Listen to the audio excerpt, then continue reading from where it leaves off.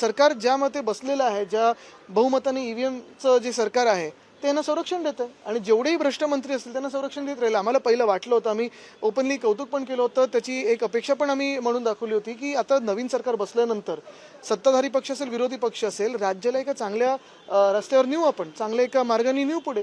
जिथेही आम्हाला वाटलं होतं की देवेंद्र फडणवीसजी भ्रष्ट लोकांना घेणार नाहीत, पण ज्या प्रकारे काही काही लोकांना वाचवलं जातंय, कुठेतरी विश्वासघात राज्याचा होत आहे.